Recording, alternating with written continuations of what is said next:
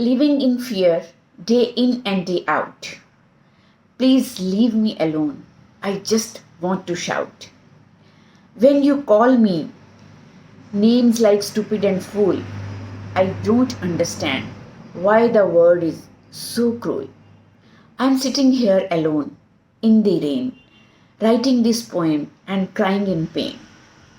They say words don't hurt, but I know that they do. Please stop bullying me. I'm begging you. Hello everyone, I'm Sween Saini, career consultant, life coach and clinical psychologist.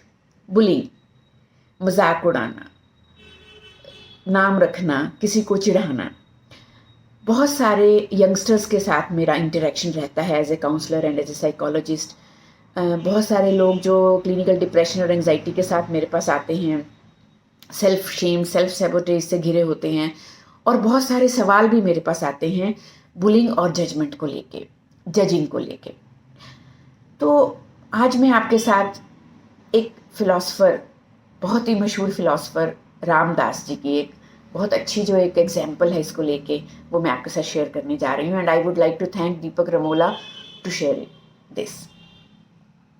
जब हम किसी भी forest में जाते हैं, जंगल में जाते हैं, बाग में जाते हैं, कहीं भी हम घूमने के लिए जाते हैं, तो हम अलग अलग तरह के पेड़ देखते हैं.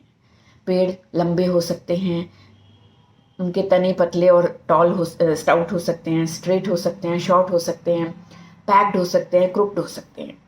अलग अलग तरह के पेड़ों को, अलग अलग तरह के वृक्षों को हम जब देखते हैं तो हम हमेशा एज्यूम करते हैं, हम विजुअलाइज करते हैं कि उनमें से किसी को धूप ज़्यादा अच्छी नहीं मिली होगी, किसी को खाद पानी अच्छा नहीं मिला होगा, किसी की रूट में कोई एक बग रहा होगा, इस वजह से उसकी जो ग्रोथ है वो शॉर्ट रह गई है.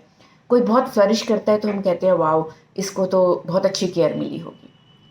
लेकिन जब हम वापस अपनी दुनिया में लोगों के बीच में आते हैं तो फिर से हमारा वो रवैया शुरू हो जाता है, लोगों को उनकी अपीयरेंस से, उनके बिहेवियर से जज करना और लेबल करना.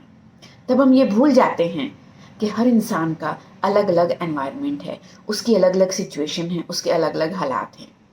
हम जिस हालात से गुजर रहे हैं वो शायद उस हालात से नहीं, उससे बहुत बदतर हालातों से गुजर रहे हैं. तो ये जो कविता मैंने आपको सुनाई, ये एक स्कूल के बच्चे ने लिखी थी, जिसका एक हिस्सा मैंने आपको सुनाया. तो इसकी अगर आप पेन को महसूस कर पाए और आपने कभी खुद किसी के साथ बुलिंग की हो, आप आज भी अगर किसी को लेबल या जज कर रहे हो तो अभी रुक जाइए. और अगर कभी आपने ये खुद दर्द सहा है तो आज ये वादा करिए कि ज़िंदगी में किसी भी ओहदे पर पहुंच जाएं, मोड़ पर पहुंच जाएं, कुछ भी एस्टेब्लिश कर लें, तो कम से कम हम किसी दूसरे को मजाक कभी नहीं उड़ाएंगे, कभी किसी दूसरे को कमतर नहीं दिखाएंगे.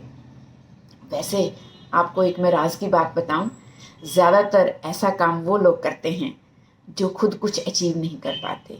सेल्फ जो कॉम्प्लेक्सेस होते हैं, इन्फीरियोरिटी कॉम्प्लेक्सेस होते हैं, उनके अंदर का खुद का एक गिल्ट होता है, वो कई बार प्रोजेक्ट होता है दूसरों पे. तो अगर आज भी मैं उन बच्चों से बात करना चाहूँगी जो स्कूल में हैं, कॉलेज में हैं, और जिन्हें बुलिंग, जजमेंट घर पे, परिवार में, समाज में या बाहर कहीं भी किसी को भी अगर ये फेस करनी पड़ रही है, तो आई एश्योर यू कि आप इसे अपनी कमज़ोरी ना बनाएं, रोएं नहीं, डिप्रेसिव ना हो, आप इसे अपनी ताकत बनाएं.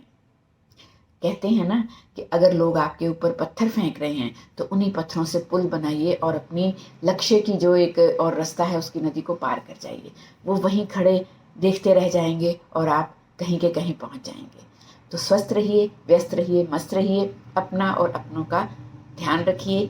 एंड नो बुली, से नो टू बुली टुडे. शुक्रिया.